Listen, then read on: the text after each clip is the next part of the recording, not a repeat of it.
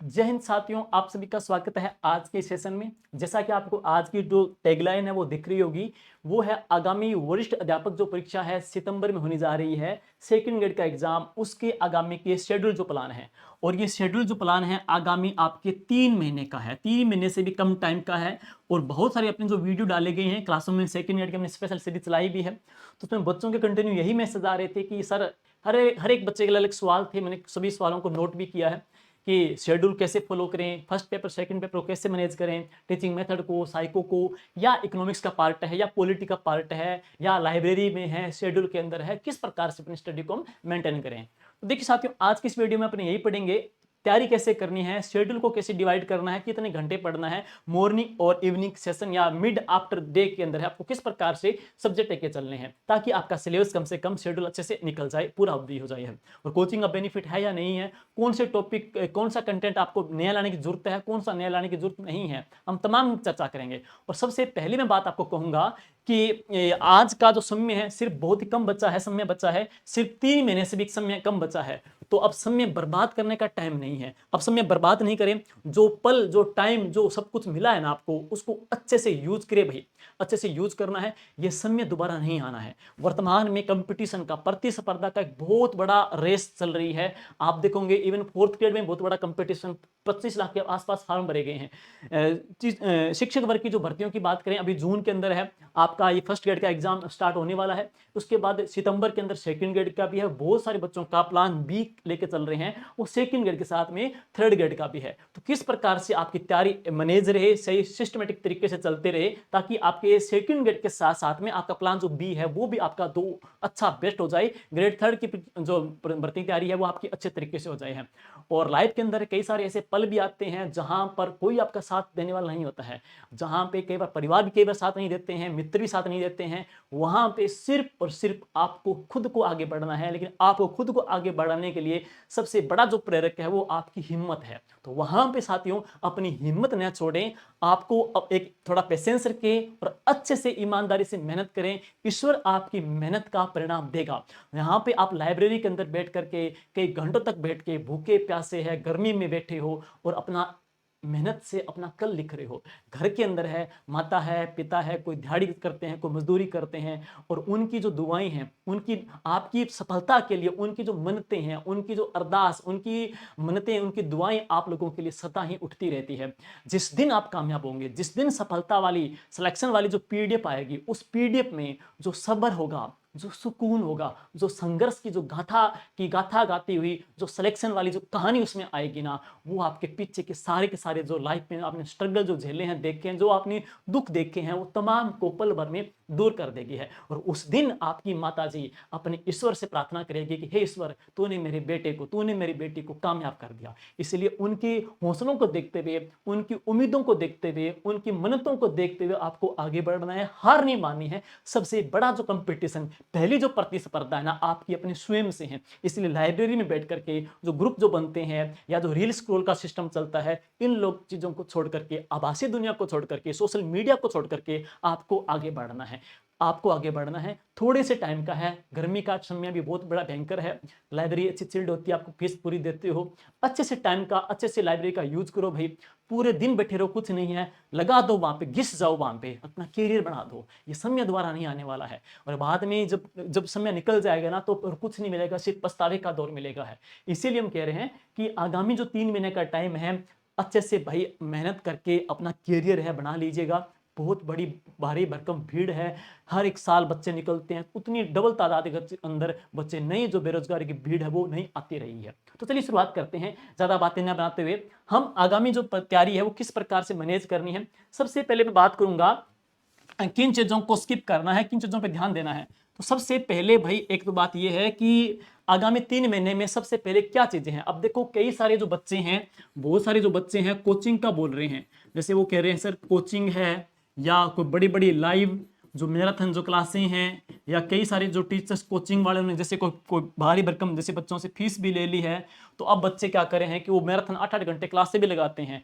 तो वो live marathon क्लासें ऑनलाइन बच्चे भी लगा रहे हैं, ऑफलाइन बच्चे कंटिन्यू कोचिंग कर रहे हैं। तो देखो अब समय कम है, अब या तो कोचिंग हो पाएगी या लाइव मैराथन क्लासेस देख पाओगे, या फिर आप जो आपने जो पढ़ा है या आपके पास जो किताब सोर्स है उसको रीडिंग कर पाओगे, है दोनों में एक चीज हो पाएगी है। इसलिए अब जो बड़ी जो कोचिंग है या लाइव जो मैराथन क्लासें हैं ना, तो उनको अब क्या है, स्किप करने का टाइम आ चुका है, क्योंकि फिर दोनों चीजें एक साथ नहीं हो सकती है। सिलेक्शन चाहिए ना, तो बहुत सारी चीजों में आपको क्या थोड़ा फैसला डिसीजन लेना पड़ेगा वहां पे है। बहुत सारे बच्चे हमको बोलते भी है कि हम सर कई जगह हमने क्लासें चलती है 8 घंटे, फिर वो पढ़ें कैसे, साथ में वो पढ़ते भी है, साथ में ये वाला मैटर भी लिखते हैं, साथ में उन्होंने कोई टेस्ट सीरीज भी ज्वाइन कर रखी है, तो बताओ लास्ट में फिर आपको पता है फैसला क्या आना है, डिसीजन क्या मिलेगा, आपको भी पता है रिजल्ट है, तो वहां पे रिजल्ट हमको निराश ही करेगा है। इसलिए स्मार्ट स्टडी का टाइम है, स्मार्ट स्टडी करो, और सिलेक्शन वालों की जो फ्रंट जो दौड़ होती है उसमें सबसे फ्रंट पंक्ति पर होंगे, डेफिनेटली आपकी ये जो मेहनत आपके काम आएगी है। इसलिए अब लास्ट टाइम के अंदर है, बड़ी बड़ी कोचिंग, लंबे टाइम की ऑफलाइन कोचिंग है, लाइव मैराथन क्लास से, इनसे स्वयं को बचाना है।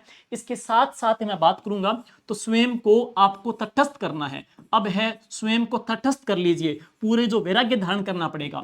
वैराग्य बोले तो किन किन चीजों से है, वैराग्य बोले तो अब समाज जो सोशलिटी है, जो सामाजिक जो कह सकते हैं बंधन कह सकते हैं, उनसे थोड़े से समय के लिए आपको क्या वैराग्य धारण करना पड़ेगा। एकांत अपना निवास कर लो, जहां लाइब्रेरी में जा रहे हो वहां पे जो ग्रुपिज्म बनता है उनसे भी आप थोड़ा तटस्थ रहो, जो डेकोरम बनता है उन चीजों से भी थोड़ा दूर रहो, अपने सिर्फ शेड्यूल को फॉलो करो, जो आपका टारगेट है, जो आपका मिशन है, बस उसी पे चले, जो आपका शेड्यूल है वो आपके माइंड में रहना चाहिए। जैसे बच्चे ने कहीं कोई ऑफलाइन कोचिंग कहीं और कर रखा होता है, ऑनलाइन किसी और का कंटेंट देखा होता है, लाइब्रेरी में जाता है तो पास वाली सीट पे कोई बंदा बोलता है कि वहां भी टीचर बन जाते हैं कि आप ये किताब पढ़ो इसमें अच्छा है, तो उनको देख करके बच्चे अपना डिसीजन चेंज कर लेते हैं। यूट्यूब की भ्रामक दुनिया के अंदर भी डिसीजन चेंज कर लेते हैं। मैं ये नहीं कह रहा कि हमारा कंटेंट पढ़ो, कोई भी कंटेंट पढ़ो, अगर आपने जो भी कंटेंट कहीं से भी पढ़ा हो, चाहे आपने कहीं से भी ऑफलाइन कोचिंग की हो, चाहे आपने कोई लाइव कोई ऑनलाइन कोचिंग भी की हो, जहां भी कोचिंग की हो ना, उस कंटेंट पे आपको ब्लाइंड फेथ करना पड़ेगा है। तो ब्लाइंड फेथ करोगे तब आपको आपका उसका पॉजिटिव रिजल्ट मिलेगा है। तो अच्छा सोचना है,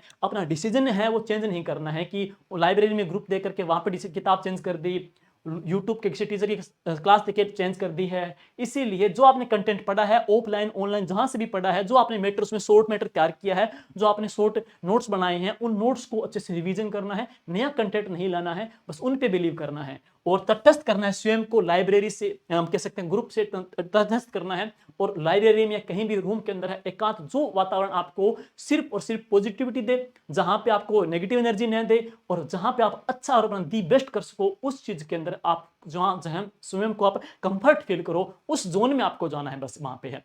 और तीसरी जो बात करूंगा, अपने जो आपका जो समूह की बात करें, ग्रुप, वो ग्रुप त्याग दो जहां पे जो आपको डाइवर्ट करते हो, आपको एनी टाइम नेगेटिव देते हो, वो सर्किल जहां आपके कोई टीचर्स भी हैं, आपको कोई मोटिव करने वाला भी है, आपके कोई भाई है, कोई बंधु है, कोई भी जानकार आपको जो पहले सक्सेस पा चुका हो, जो आपको सही दिशा और मार्ग दे सके कि इस प्रकार से अच्छा पढ़ना है, ताकि टाइम टाइम पे आपको एक यूनिट एक है जो यूनिक जो कह सकते हैं कि डोज मिलती रहे, ताकि आपको मोटिवेशन की डोज वहां पर मिलती रहे, ताकि आप घबराएं भी नहीं है। तो ये भी बहुत जरूरी है। और अब बात करेंगे चौथी जो बात है, वो खास बात क्या है, खास बात यह है कि जो आपने कंटेंट पढ़ा है, तो कंटेंट देखिए, कंटेंट नया या पुराना है, तो पहले आपने जो भी कंटेंट पढ़ा है, जहां भी आपने ऑफलाइन कोचिंग लगाई है चाहे आपने ऑनलाइन कोचिंग लगाई है, इसमें कंटेंट है वही पढ़े। इसमें अब नया कंटेंट है, जैसे कोई बच्चे हैं नया कंटेंट है वो नहीं लेके आए हैं, नई जो बुक है अब नए पढ़े हैं, तो नई बुकों से भी परहेज करना है। जो आपने पहले जो बुक लेके आ रखी है उसको बार बार पढ़ना है, बार बार पढ़ना है, और जो आपने कंटेंट पहले पढ़ा है उसको बार बार रिपीट करना है, रिवीजन करना है। नई चीजों के ऊपर आपको फोकस नहीं करना है, ध्यान दीजिएगा। नई चीजें कर पाएंगे तो आप हो ही नहीं पाएगा। देखो अक्सर क्या होता है कि सिलेक्शन की बात करेंगे तो स्टिल एग्जाम तक है, स्टिल एग्जाम तक 3 बार, कम से कम 3 बार और 30 बार। अब आपको रट्टा मारना नहीं है, रट्टा मारना है तो सिलेबस को, शेड्यूल को, जो आपका कोर्स है ना, कोर्स को आपको 30 बार पढ़ना पड़ेगा। 30 बार पढ़ोगे तब समझ में आएगा कि राजस्थान की दुग्ध उत्पादन क्षमता कितनी है, 14.63 है। लेकिन आप 3 बार पढ़ दोगे ना, उसको 3 बार पढ़ दोगे, प्लस उसके शॉर्ट नोट्स बना के अपनी दीवार पे चस्पा लोगे, चाहे आप वहां पे बर्तन वाश कर रहे हो, चाहे आप कंगा लगा रहे हो, चाहे आप कुछ भी काम कर रहे हो, वहां पे अगर आपकी वहां पे दीवार के ऊपर मीटर चिपका हुआ है, जो भी इक्को का, सेवा क्षेत्र का जो भी डेटा वहां पे है, रोजाना नजर पड़ती रहेगा तो याद रह जाएगा वहां पे है। तो वर्ड से थोड़ा फेमिलियर होना है, उन शब्दों से थोड़ा फेमिलियर होना है, तो वो चीजें हैं, थोड़ा ध्यान देना। सिर्फ 3 बार आपको अच्छे से पढ़ दो। अगर आप इस टाइम 9 घंटे कंटिन्यू ऑफलाइन कोचिंग कर रहे हो ना, तो वो 3 बार भी नहीं पढ़ पाओगे, उसको 1 बार भी नहीं पढ़ पाओगे। और लास्ट टाइम में क्या आप इतने डिमोटिव हो जाओगे कि मैं तो पढ़ा ही नहीं जा रहा, इतने लाइफ में कंफ्यूज हो जाओगे। इसीलिए जो बंदे सक्सेस होते हैं ना, उनका एक प्री प्लान पूरा शेड्यूल फिक्स होता है, उस शेड्यूल को फॉलो करते हैं, वो शेड्यूल आपको चल के चलना है। जिसका शेड्यूल अस्त व्यस्त है ना, फिर वो आगे नहीं बढ़ पाएगा वहां पे है। और एक बात और है, हर एक इंसान का नजरिया अलग होता है, हर एक इंसान के लिए अलग रणनीति होती है। कोई बंदा 5 घंटे पढ़ता है, कोई बंदा 20 घंटे पढ़ता भी है। तो उसके अकॉर्डिंग अपना जो आपकी कैपेसिटी है, उसके अकॉर्डिंग आपको शेड्यूल को मेंटेन करना है, उसके अकॉर्डिंग आपको तैयारी लेके चलना है। लेकिन ये जो चीजें हैं, इन चीजों को थोड़ा जरूर ध्यान दो, चाहे वो किसी प्रकार की रणनीति का हो। उसको क्या इस टाइम ऑफलाइन कोचिंग, लंबी कोचिंग वो नुकसान देने वाली है। इस टाइम नया कंटेंट नुकसान देने वाला है। कौन सा कंटेंट नया लेके आना है, जैसे करंट का, इको का है, पढ़ना है, वो मैं बता दूंगा। लेकिन जो प्रीवियस जो बात पीछे बार बार आ रहा है ना, तो उन चीजों से स्वयं को क्या है, बचाना भी है। इससे आपको लॉस हो सकता है। और साथ साथ की बात करेंगे तो अब क्या है कि जो एग्जाम की बात करेंगे, तो एग्जाम में पीवाईक्यू का सबसे बड़ा रोल है। चाहे फर्स्ट पेपर हो, चाहे सेकंड पेपर हो, आपको क्या, जैसे आप आरपीसी के पेपर दे रहे हो, तो आरपीसी का जैसे दिसंबर 2024 में संस्कृत डिपार्टमेंट का पेपर हुआ, आप देख लो। इसके अलावा आरएस का पेपर हुआ 2025 के अंदर है, उसको उसके क्वेश्चन देख सकते हो। इसके अलावा लाइब्रेरियन ग्रेड 2 का जो पेपर हुआ 2025 के अंदर है, वो देख सकते हो। ईयूआरओ का जो पेपर हुआ, तो ईयूआरओ का पेपर हुआ, यानी कि जो पी वाई जो क्यू है ना, इस पी वाई क्यू है, इनका आप एनालिसिस करोगे तो आपको बहुत कुछ है, पेपर का फॉर्मेट है, पेपर का पैटर्न है, वो आपके समझ में आ जाएगा है वो, क्योंकि उसका पैटर्न अलग है। ताकि जिस एग्जाम की आप तैयारी कर रहे हो ना, तो उस एग्जाम के जिस सब्जेक्ट के आप टॉपिक पढ़ रहे हो, उस टॉपिक के पीवाईक्यू निकालो, तो आपको बहुत कुछ है, पेपर का पैटर्न पता चल जाएगा। तो ताकि आप कंटेंट उस प्रकार का ही पढ़ोगे वहां पे है, इसलिए ये बहुत जरूरी है। तो आपके पास मस्ट मस्ट मस्ट नेसेसरी है, पीवाईक्यू होना तो बहुत ही जरूरी है। और पीवाईक्यू करो तो इससे भी बहुत जानकारी मिलेगी, भटकने की जरूरत नहीं। मैं तो यूं कहूंगा कि जो बंदा पीवाईक्यू करता है, तो उसको लास्ट टाइम मॉडल पेपर करने की भी जरूरत नहीं पड़ती, क्योंकि पीवाईक्यू से लगभग उसको सारी चीजें हैं वो कवर अप हो जाती है। तो ये भी बहुत जरूरी है। नया कंटेंट से बचना है, नया कंटेंट नई बुक से बचना है, और इसके अलावा है बड़ी बड़ी क्लासों से बचना है, सोशल मीडिया से भी आपको अब क्या है, दूरी बना के रखनी है। और अब बात करेंगे कितने घंटे पढ़ें, फर्स्ट पेपर सेकंड पेपर को किस प्रकार से लेके चलें, थोड़ा ध्यान दे लेना। अब बात करेंगे तो तकरीबन भाई जो अब समय है ना, वो 13 से लेकर के 14 घंटे पढ़ने का है। जैसे आप है 13 से लेकर के 14 घंटे का अपना शेड्यूल बना लो, 13 से लेकर के 14 घंटे का अपना शेड्यूल बना लो है। अब देखो, कम से कम 3 बार, स्टिल एग्जाम तक है, स्टिल एग्जाम तक कम से कम 3 बार आपका जो कोर्स है ना, वो हो जाना चाहिए। चाहे वो टेस्ट सीरीज के माध्यम से हो तो भी बढ़िया है, चाहे आपके रिवीजन के माध्यम से तो भी बढ़िया है। 3 बार कम से कम हो जाना चाहिए, तभी आपको इसका जो पॉजिटिव रिजल्ट है मिलेगा आपको यहाँ पे है। अब देखिए 13-14 घंटे की बात करेंगे तो इसको डिवाइड करेंगे, तो एक तो इसके अंदर हम पढ़ेंगे जो फर्स्ट पेपर यानी कि जीके का है, एक इसका शेड्यूल बनाना है। इसके बाद आपका जो सब्जेक्ट है, आपका सब्जेक्ट है, उसको डिवाइड करना है। इन दोनों को डिवाइड कर लो है। अब देखिए जो फर्स्ट पेपर जीके का है, तो मैं यूं मानूंगा कि रोजाना जो आप है सामान्यतः 4 से लेकर के 5 घंटे, 4 से लेकर के 5 घंटे, वैसे देखा जाए तो 4 घंटे भी बहुत एनफ है, पर्याप्त है। जैसे 14 घंटों में से 13 घंटों में 4 घंटे इसको दे दो, बाकी के जो सारे घंटे हैं, बाकी का जो समय है ना, वो आप है किसको दे दो, सब्जेक्ट को दे दो। किसी का ये भी होता है, किसी का सब्जेक्ट बहुत बढ़िया है तो वो क्या है, किसी का जीके पार्ट कमजोर है तो इसको वो है थोड़ा एडजस्ट कर लेना अपने अकॉर्डिंग, इसमें टाइम मैनेज कर सकते हैं। ऐसा नहीं कि 4 घंटे बता दिया 4 घंटे करो। जहां पे आपका है, जैसे एसएसटी की बात करें तो एसएसटी वालों के बेचारों के सब्जेक्ट बहुत ज्यादा है, तो वो क्या करेंगे कि आप उसमें क्या करेंगे, रोजाना क्या करेंगे, जैसे एक सब्जेक्ट है, जैसे 3 सब्जेक्ट बहुत बड़े आते हैं उनके, जैसे बात करेंगे तो उनके हिस्ट्री का है, उनके जियोग्राफी का है, उनके पॉलिटी का है, तो ये सब्जेक्ट बड़े सब्जेक्ट हैं। तो वो क्या करेंगे, एक रोजाना जैसे टाइम करें, दिन में शिफ्ट डिवाइड कर लेंगे। मॉर्निंग की शिफ्ट है तो यहाँ पे जैसे कोई बच्चा मॉर्निंग को पढ़ने में अच्छा फील करेगा, तो मॉर्निंग की शिफ्ट है तो मॉर्निंग की शिफ्ट में जीके का पार्ट ले सकता है, यहाँ पे इको का पार्ट ले सकता है, यहाँ पे करंट का पार्ट ले सकता है। रोजाना इसका एक शेड्यूल टॉपिक लेकर के इसको अच्छे से तैयार कर सकता है। अब मैं बात करूंगा सब्जेक्ट में, तो वहां से वो क्या करेगा, एक सब्जेक्ट बड़ा सब्जेक्ट उठा लेगा, जैसे हिस्ट्री उठा लेगा, और एक सब्जेक्ट है वहां पे छोटा उठा लेगा, जैसे वहां पे क्या है, वहां पे वो समाजशास्त्र है, अर्थशास्त्र है, ये एक छोटा सब्जेक्ट उठा लेगा। यानी कि एक बड़ा सब्जेक्ट, एक छोटा सब्जेक्ट, एक बड़ा सब्जेक्ट, एक छोटा सब्जेक्ट लेकर के इस प्रकार से वो रोजाना पढ़ते रहे, ताकि उनका सब्जेक्ट भी पैरेलल चलता रहे, साथ साथ साथ में सब्जेक्ट भी हो जाए और साथ साथ में उनकी शिक्षण विधियां भी हो जाए। शिक्षण विधियों के लिए ये करेंगे, सबसे बेस्ट क्या है, PYQ है, बस PYQ करते रहो, शिक्षण विधियां करने की जरूरत नहीं है। और PYQ में जो प्रश्न पूछे जा रहे हैं वो थोड़ा आप देख लेना, आपका कवर अप यहाँ पे हो जाएगा। लेकिन SST वालों की बात करें तो उनमें सब्जेक्ट में बड़ा सब्जेक्ट, एक छोटा सब्जेक्ट लेकर के वो 7-13 लेकर चलेंगे तो उनका आराम से हो जाएगा है, क्योंकि 14 घंटे 13 घंटे का टाइम पीरियड डिवाइड करेंगे ना तो उसमें 4 या 5 घंटे फर्स्ट पेपर में आ जाएंगे, बाकी आपको सब्जेक्ट देना है। अब कई बच्चे कहते हैं कि सर हम टेस्ट शेड्यूल है, तो देखो भाई टेस्ट शेड्यूल के माध्यम से भी आपका कोर्स हो रहा है, कोई दिक्कत नहीं है।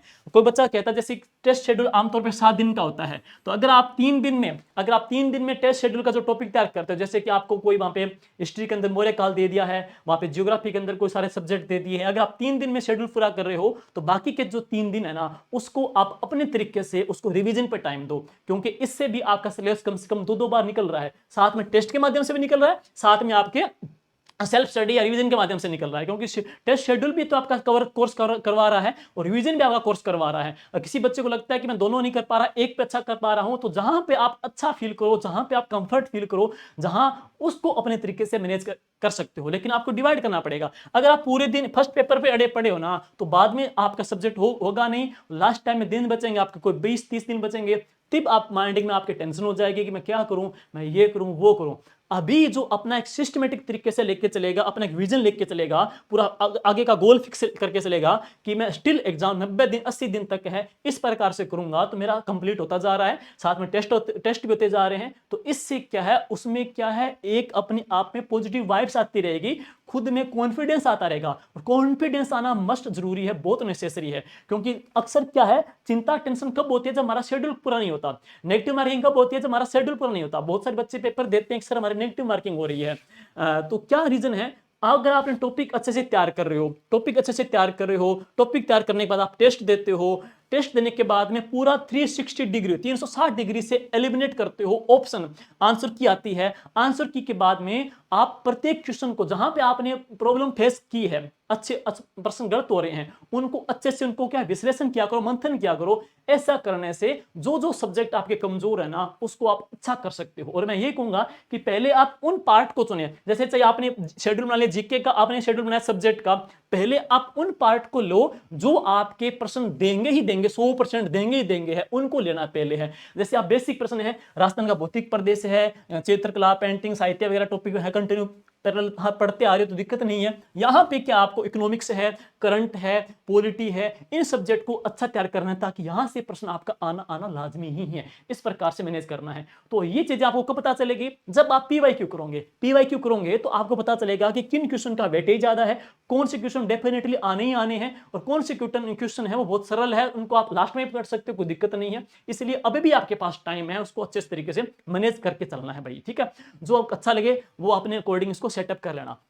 तो मैंने बता दिया है। अब देखिएगा, अब मैं बात करूंगा फर्स्ट पेपर की बात करूं। फर्स्ट पेपर में जैसे 4-5 घंटे दे रहे हो, 4-5 घंटे दे रहे हो, मैं डिवाइड करूं। अब फर्स्ट पेपर में मैं राजस्थान की ज्योग्राफी की बात करूंगा। राजस्थान की ज्योग्राफी के बाद में आर्ट कल्चर की बात करें, आर्ट कल्चर के बाद में हिस्ट्री की बात करें, हिस्ट्री के बाद हम बात करेंगे तो राजस्थान की इकोनॉमिक्स की बात करें हैं। और भारत की जो इकोनॉमिक्स है, भारत का जो भूगोल वगैरह भी है, या भारत की जो पॉलिटी वगैरह भी है उसकी बात करते हैं, और कौन सा करंट की बात करते हैं। तो सबसे पहले राजस्थान की ज्योग्राफी की बात करें। राजस्थान की ज्योग्राफी में भौतिक प्रदेश है, राजस्थान की वनस्पति है, राजस्थान की जो कृषि है, राजस्थान के जो कह सकते हैं पर्यटन जो टॉपिक है, राजस्थान की जनगणना है। तो यहां से आप ये सब्जेक्ट कंटिन्यू पढ़ते आ रहे हो तो दिक्कत नहीं करेगा, आपके इसमें दिक्कत नहीं आएगी है। लेकिन राजस्थान की मैं आर्ट कल्चर की बात करूंगा तो पेंटिंग है, देवी देवता, संत संप्रदाय, वेशभूषा आभूषण टॉपिक पढ़ते आ रहे हो, दिक्कत नहीं आएगी है। हिस्ट्री में भी पढ़ोगे तो सिर्फ मुगलों के साथ जो संबंध पढ़ेंगे वो थोड़ा अच्छे से देख लेना। लेकिन आपको क्या है, राजस्थान का जो स्वतंत्रता संग्राम है, हमारी जो सभ्यता टॉपिक स्वतंत्रता संग्राम है, उसमें जो राजनीतिक संस्थाएं वगैरह है, उनके जो प्रश्न आजकल पूछे जा रहे हैं उनको अच्छे से आपको तैयार करना है। तो यहाँ पे तो इस प्रकार से हो जाएगा। लेकिन अब स्पेशली मैं बात करूंगा हमारी जो इकोनॉमिक्स है, राजस्थान की जो इकोनॉमिक्स है उसमें स्पेशली जैसे कि देखा जाए राजस्थान की जो कृषि है, राजस्थान का जो पशुपालन है, राजस्थान की जो डेयरी है, राजस्थान की डेयरी के बाद में भारत की जो ऊर्जा वगैरह टॉपिक है, या जो खनिज जो टॉपिक है, या जो पर्यटन जो टॉपिक है, इन टॉपिक को अच्छे से तैयार करना है। देखिए जैसे अब कृषि की बात करेंगे तो कृषि नीति कब जारी की गई है, एक्सीलेंस सेंटर कौन कौन से हैं, आर्थिक समीक्षा नई के अकॉर्डिंग है, राज्य की जीडीपी में जीएसबी में कृषि का योगदान कितना है, राजस्थान का है, प्रचलित मूल्यों पे कितना है, राजस्थान में कुल खाद्यान्न उत्पादन कितना हुआ, राजस्थान का दलहन उत्पादन कितना हुआ, किन किन फसलों में राजस्थान देश में अग्रणी है, किन में दूसरे स्थान पे, जैसे कि मूंगफली में दूसरे स्थान पे है, सोयाबीन में तीसरे स्थान पे, दलहन में तीसरे स्थान पे है, जैसे कि हम ग्वार में है, हम बाजरे के अंदर है, हम पोषक अनाज के अंदर है, बाजरे के अंदर है, तो हम इनमें क्या हम पहले स्थान पे आ रहे हैं। तो उनको थोड़ा अच्छे से माइंड में देख लीजिएगा। लेकिन इसमें क्या है, शॉर्ट नोट्स बनाने हैं, क्योंकि ये इको का जो पार्ट है ना वैसे तो आपके याद कम होता है। अब इनके क्या शॉर्ट नोट्स बना लो कि राजस्थान का खाद्यान्न उत्पादन इतना रहा, राजस्थान का दलहन उत्पादन कितना रहा, राजस्थान की प्रचलित जोतों की संख्या कितनी है, महिला जोतों की संख्या कितनी है। ये जो डेटा ना शॉर्ट नोट्स बना करके चिपका लो दीवार पे, जहां भी आप पढ़ रहे हो नजर पड़ती रहेगी, याद हो जाएगा। जैसे राजस्थान का खाद्यान्न उत्पादन इतना रहा था, बेसिक बातें हैं। अब राजस्थान के पशुपालन की बात करेंगे, राजस्थान की पशु गणना में जैसे 568.01 लाख राजस्थान के पशुधन है। सर्वाधिक पशु घनत्व कहाँ का है, सबसे कम कहाँ का है, पशु गणना में ज्यादा वृद्धि किस में हुई है, कमी किसके अंदर हुई है, ज्यादा वृद्धि भैंसों में हुई है, वो भी 5.5% है, कमी -71.3 किसमें, गधों के अंदर हुई है। राजस्थान की पशु घनत्व कितना है, ये बेसिक डेटा वगैरह रहेंगे है। राजस्थान का डेयरी डिपार्टमेंट है। जैसे अब आर्थिक समीक्षा आई, तो आर्थिक समीक्षा के अकॉर्डिंग राजस्थान देश में 14.63% मिल्क का प्रोडक्ट करके देश भर में हम दूसरे स्थान पे आ गए हैं। तो राजस्थान का दुग्ध उत्पादन कितना परसेंटेज है, राजस्थान का पशुधन 10.60% है, देश में स्थान कौन सा है। दुग्ध की बात करेंगे तो राजस्थान में आरसीडीएफ की कितने ढांचे बनाए गए हैं, एक है, फिर प्राथमिक डेयरी संघ है, जिला दुग्ध संघ कितने हैं, सरस अविका कवच योजना वगैरह भी है, दुग्ध उत्पादक संबल योजना के अंदर है, सरकार कितना ऋण दे रही है। राजस्थान की जो नई जो अभी करंट की बात करेंगे तो प्रतापपुरा दुग्ध उत्पादक समिति को सबसे अच्छा पुरस्कार मिला, भीलवाड़ा की है। 2 एआई टेक्नीशियन जो वीरेंद्र जी सैनी है हनुमानगढ़ से, उनको डेयरी में सबसे अच्छा काम करने के लिए पुरस्कार दिया गया है। ऊर्जा की बात करेंगे तो अब जैसे सौर ऊर्जा है, थर्मल ऊर्जा है, तापीय ऊर्जा वगैरह है, कितनी क्षमता है, देश में कौन सा स्टेट इसमें पहले स्थान पे है, ये आपको पढ़ना है। एग्रो फूड पार्क हैं वो कहाँ कहाँ पे बनाए गए हैं, राजस्थान में इंटीग्रेटेड रिसोर्सेज रिकवरी पार्क कहाँ पे है, मेडिटेक डिवाइस पार्क कहाँ कहाँ पे है। ये सारे पार्क से प्रश्न आना ही आना है। तो मान के चलो प्रश्न ऊपर आज पूछे मुझे कौन से प्रश्न आने हैं, मैं 2 मिनट लगेगी सारे लिख दूंगा, प्रश्न आना ही आना यहाँ पे है। बस पढ़ने वाले आप बनो और उसको अच्छे से तैयार करना है, बस और कुछ ही नहीं है। वही खनिज के अंदर है, अभी हाल ही में खनिजों के भंडार कहाँ पे मिले हैं, पोटास के भंडार कहाँ से मिले हैं, सत्तीपुरा हनुमानगढ़ से मिले हैं। राजस्थान के पर्यटन की बात करेंगे, सरकार ने रोपवे की बात करेंगे कहाँ कहाँ पे मंजूरी मिली है। राजस्थान के पर्यटन सलाहकार समिति के अध्यक्ष कौन है, रीति के अध्यक्ष कौन है, राजीविका के अध्यक्ष कौन है। राजस्थान के पर्यटन में रोपवे वगैरह आ जाएंगे, पर्यटन नीति आ जाएगी। सरकार के बजट में सरकार ने पर्यटन सर्किट कहां बनाने की घोषणा की है, पनोरमा जो सरकार बना रही है वो कहां पे बना रही है। ये सारे प्रश्न आपको इस इको सर्वे करंट में भी आपके कवर अप हो जाएंगे। तो अच्छे से तैयार करना है। देखो ज्यादा मटेरियल नहीं है, संक्षिप्त सा मटेरियल है, बता दिया कि इससे इतने प्रश्न आने हैं। पढ़ने वाले तो आप हो, पढ़ना आपको है, बस और कुछ नहीं करना है। अब बात करूंगा मैं भारत की जो इकोनॉमिक्स है, जैसे अब भारत की इको की बात करूंगा तो भारत की जो इकोनॉमिक्स है उसमें मैंने कुछ टॉपिक यूट्यूब पे करवा दिए, यहाँ से प्रश्न आना ही आना है। जैसे कि कृषि है, जैसे कि उद्योग है, जैसे कि सेवा क्षेत्र है, विदेशी व्यापार है, और इसके अलावा है जनसंख्या वितरण है, और वैश्वीकरण है, द्वाप समूह जो टॉपिक पॉलिटी के अंदर बात करते हैं, राजनीतिक दल जो टॉपिक है, संविधान निर्माण में संविधान निर्माण के अंदर है भीमराव जी अंबेडकर जी का योगदान है, नेहरू जी का जो योगदान है, महात्मा गांधी जी के बारे में भी है, विदेश नीति है, विदेश नीति में नेहरू जी का योगदान है, और बाबा साहब जी की कौन कौन सी किताबें वगैरह लिखी गई है। या इसके अलावा बात करेंगे यूएनओ जो टॉपिक है, विदेशी नीति वगैरह जो टॉपिक है, ये जो टॉपिक यूट्यूब पे भी करवा दिए गए। अंतरराष्ट्रीय जो क्षेत्रीय संगठन कौन कौन से है, ब्रिक्स है, ओपेक है, ब्रिक्स है, ओशियान वगैरह है, ये यूट्यूब पे सारे मैंने करवा दिए हैं। और यहाँ से ये सारे टॉपिक आपको जीके भी के जाएंगे, इसी यूट्यूब के ऊपर है, सारे प्ले लिस्ट बनाई गई है, सारे टॉपिक मिल जाएंगे। छोटे छोटे हैं, फर्स्ट स्पीड करोगे ना तो प्रत्येक टॉपिक में 15 मिनट आएगी, आपका टॉपिक कवर अप हो जाएगा है। पॉलिटी सारी करवा दी। और एक बात और है, यहाँ से प्रश्न आना लाजमी है, तो इसको अच्छे से तैयार करो भाई, प्रश्न आएगा। और इनको देखने के लिए पहले PYQ करना है और कुछ ही नहीं है। तो इनके लिए कंटेंट है, नया तैयार कर सकते हो। और क्या करना है, इनके लिए शॉर्ट और स्मार्ट जो नोट्स है ना वो आपको तैयार करके अपनी दीवार पे चिपका लेने हैं। जैसे कि अब बात करेंगे राजनीतिक दल की बात करेंगे तो शॉर्ट नोट्स चिपका सकते हो, कृषि क्षेत्र में, उद्योगों में, सेवा क्षेत्र में, विदेशी व्यापार में हमारा क्या भूमिका है, कहाँ किन के साथ विदेशी व्यापार करते हैं, प्रॉफिट या लॉस हुआ, कितना प्रॉफिट लॉस हुआ, किस कंट्री के साथ में हुआ, इनके शॉर्ट अच्छे अच्छे नोट्स बना करके चिपका सकते हो। आपने यूट्यूब पे पहले क्लासें भी देखी होंगी, इंटरव्यू भी देखे होंगे, हमने जिन बच्चों के इंटरव्यू डाले हैं तो उन्होंने स्मार्ट स्टडी की है, और जो बंदा स्मार्ट स्टडी करेगा ना वो लीड में रहेगा, अगली लाइन में रहेगा, सिलेक्शन वाले में है, वो आप पे डिपेंड करता है। तो इसको अच्छे से तैयार करना है, आगे बढ़ना है, बस अब मेहनत आपको करनी है, आगे आपको बढ़ना है। मेटर हम दे रहे हैं, यूट्यूब पे करवा रहे हैं, आपने कहीं से भी कोचिंग ले रखी है उसके ऊपर ब्लाइंड फेथ करना और आगे बढ़ना है। नया कंटेंट नया लेके आए, नई क्लासें नया देखें, जो भी पढ़ना है उसको अच्छे से तैयार करो। हाँ, नए में सिर्फ क्या आपको इकोनॉमिक्स है, पॉलिटी वगैरह जो आपको अब अपडेट हो रहे हैं, जैसे राजनीतिक दल में कुछ अपडेट मिलेगा आपको, विधानसभा के बारे में अपडेट मिलेगा, तो थोड़ा सा इसमें आप अपडेट कर सकते हो। अब मैं भारत की बात करूं तो भारत का मैंने बता ही दिया है, भारत का एक फैक्चुअल क्वेश्चन आएगा, जैसे भारत की जो अपर प्रणाली है, भारत की कृषि वगैरह भी है, भारत की जो वनस्पति वगैरह भी है, सीधा फैक्चुअल प्रश्न आ जाएगा। जैसे राजस्थान की वनस्पति है तो वनगणना जो रिपोर्ट है एक पेज के ऊपर चिपका लो कि परसेंट में वन ज्यादा कहां पे है, परसेंट में कम कहां पे राजस्थान में, आरक्षित वन कितने परसेंट पे है, संरक्षित कितने पे है, एक सारणी बना के चिपका लो, शॉर्ट शॉर्ट याद हो जाएगा, रोजाना एक बार नजर डालोगे तो भी आपकी याद हो जाएगा है। वर्ल्ड की बात करेंगे तो विश्व के महाद्वीप है, महासागर है, शॉर्ट PYQ निकाल लोगे तो आपका टॉपिक आराम से याद हो जाएगा, ज्यादा भटकने की जरूरत नहीं है। लिमिटेड संक्षिप्त सा मैटर है, बस पढ़ने वाले बनने, आपको अच्छे से पढ़ोगे तो फर्स्ट पेपर को डेली 4-5 घंटे दे रहे हो ना, तो आपका 25 दिन के अंदर आपको कॉन्फिडेंस दे देगा, गारंटी इस चीज की है। अच्छे से शिद्दत से पढ़ोगे तो आप में चेहरे पे आपके कॉन्फिडेंस आ जाएगा है। आपको इसी प्रकार से अपनी तैयारी को अंजाम देना है, भटकाव नहीं लेना है, आराम से रोजाना एक उठते ही अपना विजन रहे कि आज मुझे पॉलिटी में राजनीतिक दल पढ़ने हैं, आज मुझे इकोनॉमिक्स में उद्योग सेवा क्षेत्र दोनों तैयार करने हैं, आज मुझे कृषि तैयार करना है, तैयार करो, उसके क्वेश्चन निकालो, शॉर्ट नोट से स्वयं प्रश्न निकाला करो। इससे प्रश्न निकालने की स्किल आप में आएगी तो इससे भी आपका और अधिक सोचने की क्षमता आप लोगों में डेवलप होती जाएगी और आपका माइंड उतना अच्छा काम करेगा है। इस प्रकार से आपको आगे बढ़ना है और ये चीजें आप में कॉन्फिडेंस देने वाली भी होगी। अब चलते हैं फर्स्ट पेपर का, तो मैंने घना ही बता दिया भाई। अब बात करें करंट की बात है। देखो अब करंट की बात करूं, मैं सीधी सी बात बताऊं, बच्चे बोलते हैं कितने महीने का पढ़ें, तो देखो अब आपका एग्जाम हुआ था कब, दिसंबर 2024 में, वो था संस्कृत डिपार्टमेंट का सेकंड ग्रेड का एग्जाम। तो उसमें 4 क्वेश्चन, एग्जाम दिसंबर में हुआ, लेकिन उस एग्जाम में जो 4 जो प्रश्न पूछे गए थे ना, वो कौन से महीने के पूछे गए थे, सितंबर 2024 के। एग्जाम कब हुआ, दिसंबर 2024 में, वो 4 प्रश्न कौन से महीने के, सितंबर के।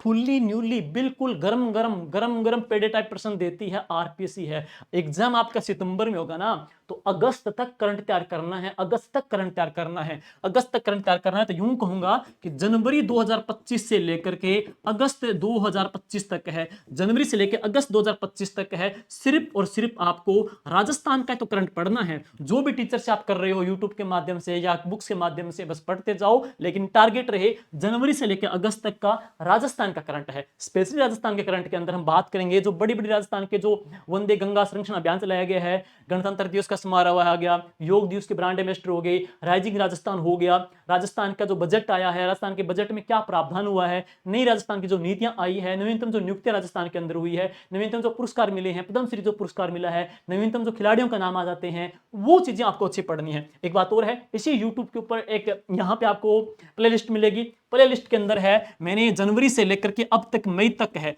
15-15 जैसे हर महीने की 15 दिन की 2 है। जैसे मान लो मई का महीना है, पाक्षिक करंट सीरीज चलाई है, जैसे मई का महीना है तो मई के मैंने 1 से लेकर 15 तक की क्लास करवा दी है, सिर्फ 15 मिनट में है, और 15 मई से लेकर आपको 30 मई तक क्लासें करवा दी है। तो पाक्षिक सीरीज के अंदर है जनवरी, फरवरी, मार्च, अप्रैल, मई तक की क्लासें आपको उसमें मिल जाएगी, बस वो पढ़ लो। चाहे आप क्रोनो पढ़ रहे हो पढ़ लो, शाब्दिक की करंट की बुक आती है वो भी पढ़ लो। एक नई और आ जाएगी अभी जल्दी आने वाली है 7-8 दिनों में, उसमें जनवरी से लेकर जून तक का कवर अप कर देंगे हैं। तो उस तरीके से करंट को एक सेक्टर लेके पढ़ लो। जैसे एक बार आपने सारे महोत्सव पढ़ लिए, एक बार सारी नियुक्तियां पढ़ ली, सारे अभ्यास पढ़ लिए, युद्धाभ्यास पढ़ लिए, तो इस प्रकार से रोज की 10-15 मिनट करंट को टाइम दे दिया करो, करंट हो जाएगा आपका है।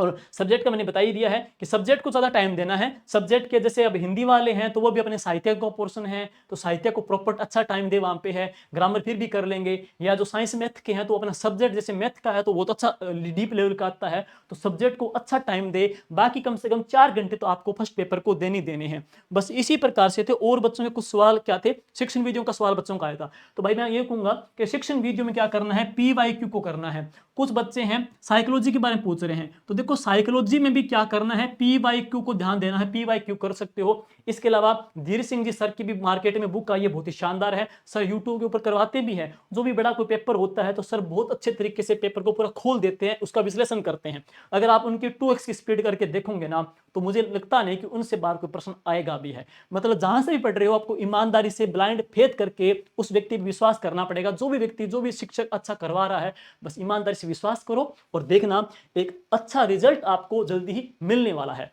बस यही थे आप लोगों के सवाल। और स्टिल एग्जाम कम से कम 3 बार तक आपका भाई कोर्स हो जाना चाहिए। 30 बार नहीं कर सकते, लेकिन 3 बार करेंगे तो हम इस काबिल हो जाएंगे कि 4 ऑप्शन को हम अच्छे से एलिमिनेट कर सकते हैं और आराम से उसमें से हम उत्तर निकाल सकते हैं। बस इस तरीके से अपनी तैयारी को आगे बढ़ाना है। और एक प्लान बी रख के चलोगे ना, तो प्लान बी में क्या है कि आपकी तैयारी होगी। पहली बात, आप इसमें सक्सेस हो भी जाओगे, सिस्टम इसमें बहुत आगे सरकार बढ़ाएगी, लेकिन इसके बाद आपकी एक नई भर्ती और आ रही है और ऑलमोस्ट आप जीके पढ़ोगे, ऑलमोस्ट आप सब्जेक्ट पढ़ोगे, तो आप थर्ड ग्रेड जो भर्ती परीक्षा जनवरी में होगा उसका 70% जो सिलेबस आपका इसके साथ हो जाएगा और उन स्टूडेंट में आप अगली लाइन के अंदर खड़े मिलोगे, वहां पे भी है। तो आपका इसमें भी आप प्लस पॉइंट में है और उसमें भी आप प्लस पॉइंट में है। बस मेहनत आपको करनी है, वो भी एक अच्छे तरीके से पढ़नी है। और देख लीजिए आपकी मेहनत है। 7 घंटे, 12 घंटे, 15 घंटे स्वयं को झोंक दीजिए भाई, लाइब्रेरी में पढ़े रहो।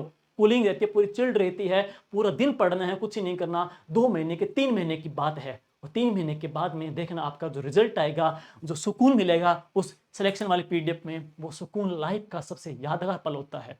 तो उम्मीद करेंगे ये एक यूनिट, ये आपके लिए एक कह सकते हैं कि जो टॉनिक का काम करेगी, एक आपके लिए बूस्टर का काम करेगी, ताकि आप अपनी मेहनत को आगे तैयारी करते रहो। और जो भी अब शेड्यूल आप अपने अकॉर्डिंग चेंज करना चाहते हो चेंज कर सकते हो, लेकिन एक विजन आपका क्लियर होना चाहिए, मैं तो ये कहूँगा है।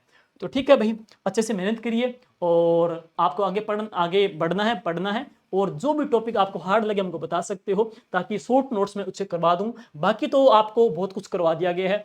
मैंने करंट पाक्षिक सीरीज करवा दी है। शैक्षिक प्रदेश आपके हैं नहीं, इसमें आपका इकोनॉमिक्स का वो पार्ट करवा दिया गया है। इंडिया जो इकोनॉमिक्स करवा दिया गया है, राजस्थान के इकोनॉमिक्स का पोर्शन है, मैं जल्दी अब कराऊंगा पुलिस वाले बच्चों के लिए। तो उसमें राजस्थान की पशुपालन है, राजस्थान की जो कृषि है, राजस्थान का उद्योग है, राजस्थान की ऊर्जा है, राजस्थान का पर्यटन है। शॉर्ट स्वीट सिर्फ 5 पेज में कराऊंगा, अच्छा बड़ा बड़ा, वो आपके भी काम आ जाएगा, तो आप वो भी कर लेना है। पॉलिटी का मैटर भी करवा दिया गया है। और लास्ट टाइम में जैसे आपका एग्जाम सितंबर में है, तो मैं क्या करूंगा, अगस्त में उनके क्वेश्चन और करा दूंगा, जो टॉप क्वेश्चन बनने वाले हैं वो आप क्वेश्चन और कर लेना वहां पे, तो टॉपिक आपका अच्छा हो जाएगा है। और कोई भी गलती हो तो माफ कीजिए भाई, और आगे बढ़ेंगे और आगे पढ़ेंगे और अच्छे प्रकार से मेहनत करेंगे और सिलेक्शन वाली जो पीडीएफ है उसमें अपना नाम लेके आएंगे। थैंक यू, जय हिंद, जय भारत।